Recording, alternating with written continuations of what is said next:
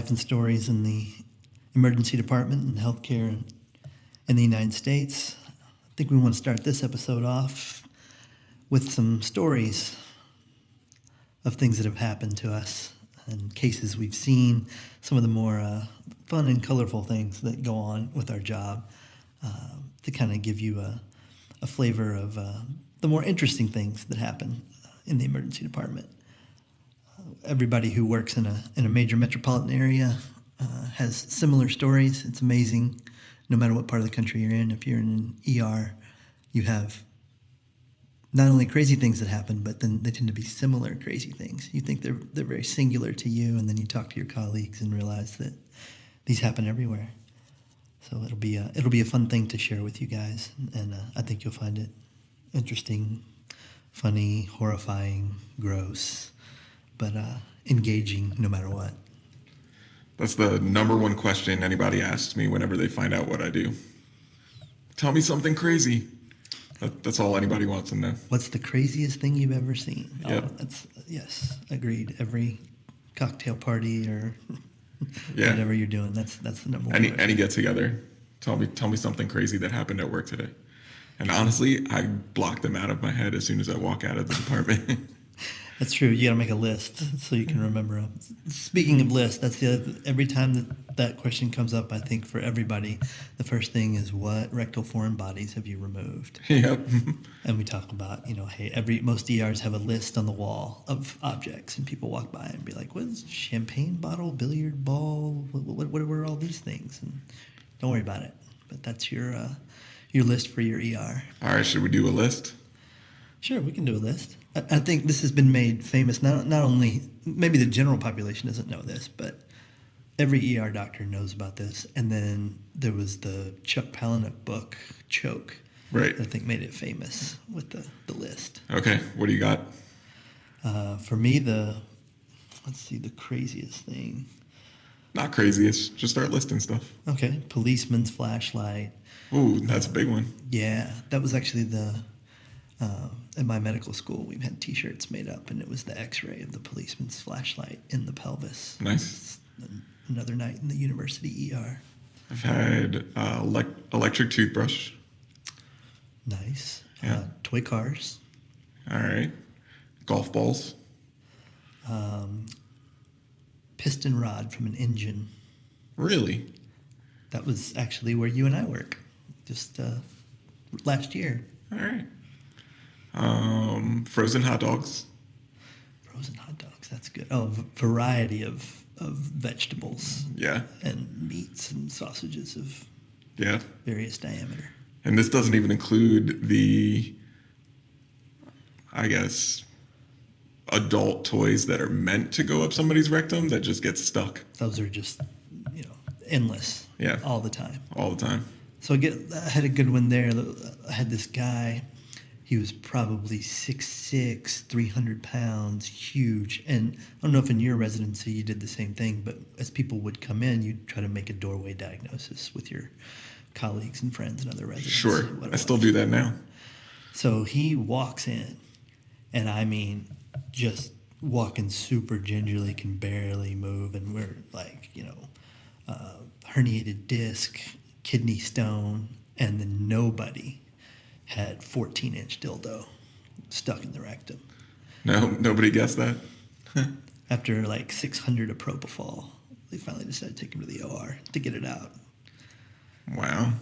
I don't know, maybe people don't know this either. What a lot of times what we do with this is take a Foley catheter, a Coude, which is a Foley catheter that is pretty rigid. Yeah. Pass it in the rectum, past whatever the foreign body is, then blow the balloon up and pull back. Yeah. Well, and just passing that catheter breaks the vacuum seal. Right. That's probably, I think, the what gets to you the most, if you're going to be able to get it. Otherwise, it has to go to the operating room. So that's the thing. We kept doing it on this guy, kept passing it, kept doing it, and as soon as you would get about maybe a third to a half of the vibrator out of the rectum, the vacuum seal would take off and it would suck it back further than it was when you started. Yep. And then they got to go get cut on. No good. Oh, same. A light bulb. Really? Unbroken.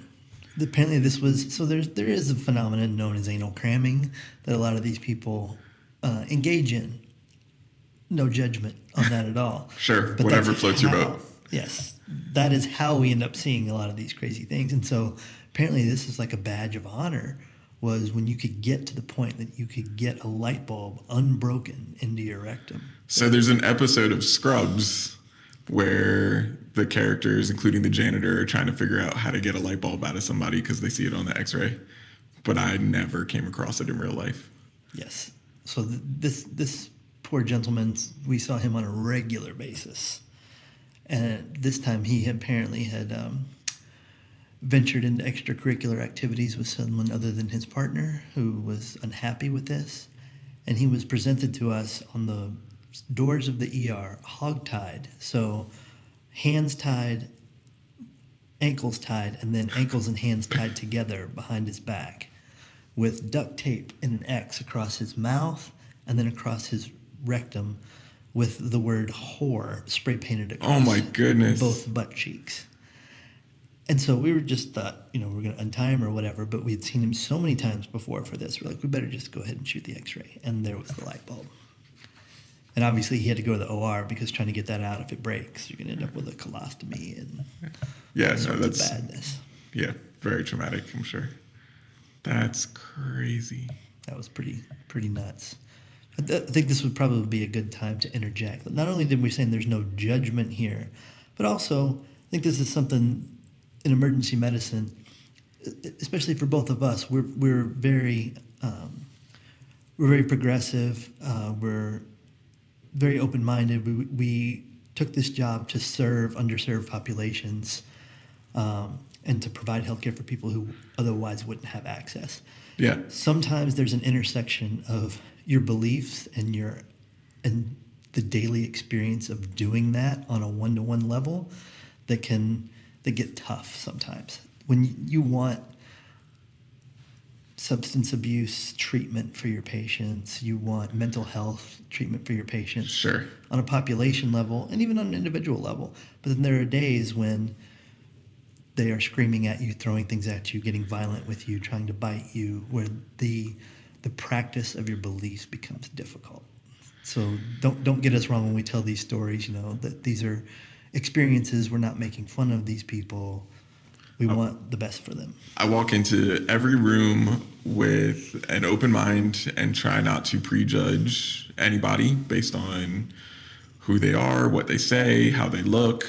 None of that matters, or even what they did. I'm not in their situation. I don't know what they're into, and what they're into is their private issue.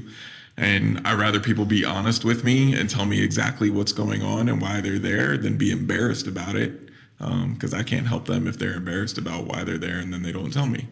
So if they tell me, hey, I stuck a flashlight up my butt, I'm like, okay, well, that's something you did. Let's move on and discuss what we're going to do to get it out. Yes. Yeah.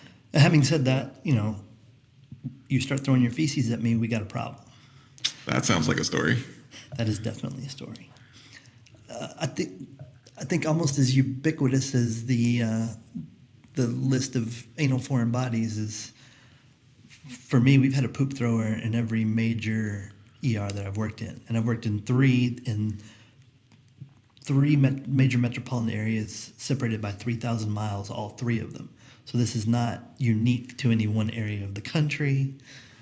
But yeah, you just go full primate and use your the arsenal at your easiest disposal. It's the only ammo they have. And it is unlimited. Although I can't relate to that, to just being able to produce on command. No. It's kind of impressive, actually. Yeah. I don't understand why it always ends up on the walls.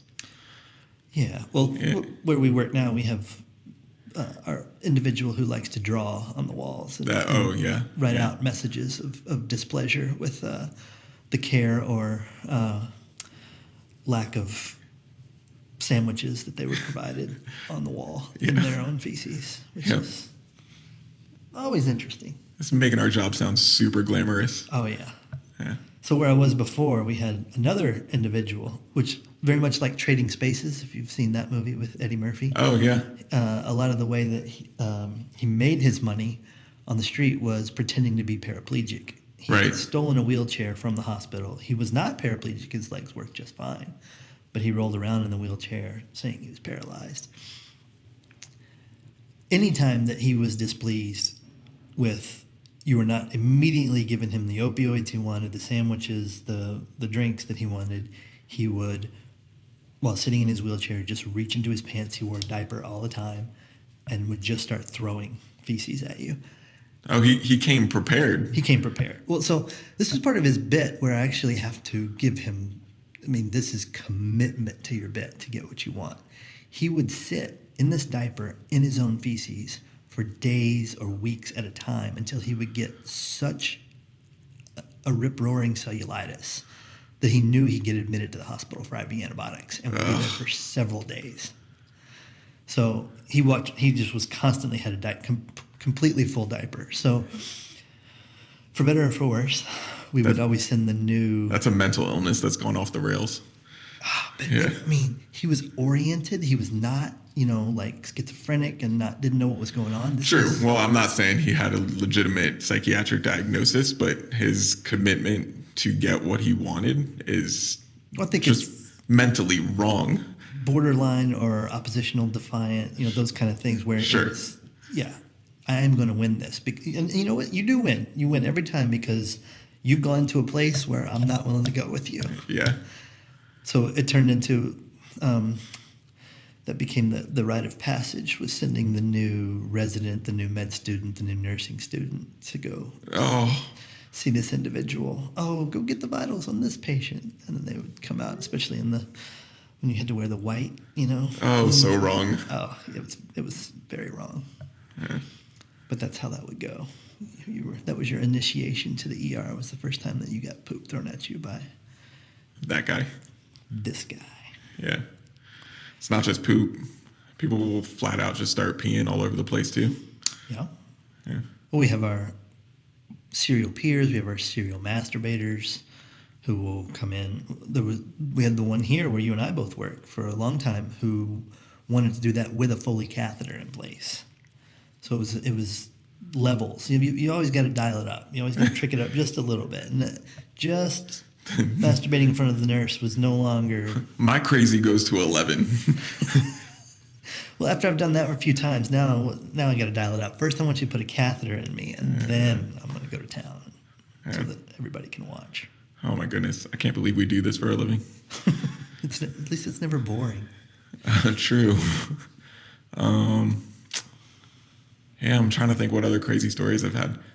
There was a period of time where, I don't know if at the same time when you were working as when I was working, when bath salts were a big thing, if you saw a lot of those, but those were people who were climbing off the roof and buck naked, screaming, not making any sense, could not get them under control no matter how many medications we give them. We ended up having to essentially just lock them into rooms that had nothing in them until they calmed down. Did you see those? Yeah, we saw them a lot. Yeah. In one place where I worked. Not the other two, not just really the one. And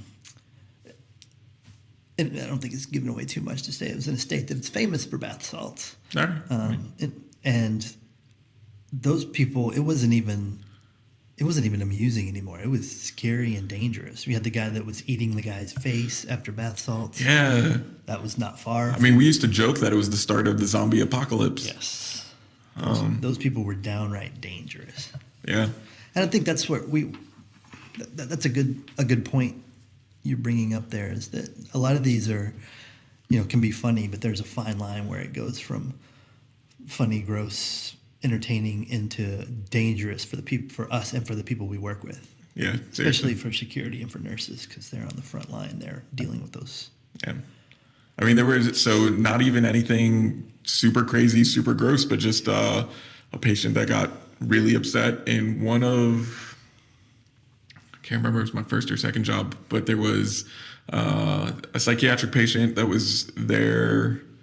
I have no idea. I can't remember what he was there for, but just got upset. And the nurse director went in to try to appease him, see what he could do, make him more comfortable, de-escalate the situation, because he was just being loud and yelling and screaming. He wasn't throwing feces, wasn't peeing on anybody, wasn't doing any of that stuff, just being loud. And that's disruptive to the department and disruptive to the other patients. So the nurse director went in and tried to calm him down. And within 5 seconds of being there, and this guy was really good at de-escalating people, but within 5 seconds of being there, he got kicked in the face and had a black eye. Like this, it can be pretty dangerous. Yeah. Yeah. It's some doctors get threatened, they get choked, they get followed out to their cars. Yeah. So I think I had two different instances. There was one where I used to work where we had this guy who was well known. He'd been to prison for violent crime on multiple occasions. Came to us as a prisoner sometimes when he was out, but he was almost 7 feet tall, 400 pounds. And I'm not going to stand in front of that guy. it wasn't just that. It was that he would say, I know your name and I'll be in the parking lot when you get out. If you don't give me the opiate that I want, you write this prescription or I'll be waiting when you walk out of here. And a lot of our doctors we work with were just like, it is not worth my personal safety to fight this battle. Yeah. I mean, this is why I say that I don't remember my crazy stories when I leave, because if I don't compartmentalize that, if I don't separate that part of my life from everything else that goes on day to day, I'm going to lose my mind. Yeah, that's some stressful stuff. For sure. When I was a resident, I got punched. Did you? It was just in the sternum. He punched me, dead in the sternum, and we had a really good relationship with our security, and I ended up having to pull that security guard off of him because I was afraid he was going to do some serious damage that was going to make more work for me than I wanted. But oh my goodness. Yeah, he just closed-fisted punched me right in the chest, and I mean they were on him like in 2 seconds. So. Yeah, I've been very lucky so far. I have not actually been physically assaulted. I know people that have. I know, unfortunately, many people that have. But yeah, knock on some wood over here that I have not actually been assaulted. So we have a lot of appreciation for the people that work security with us, for your fellow nurses and doctors, because when that happens, everybody in the ER comes running, because that is not okay.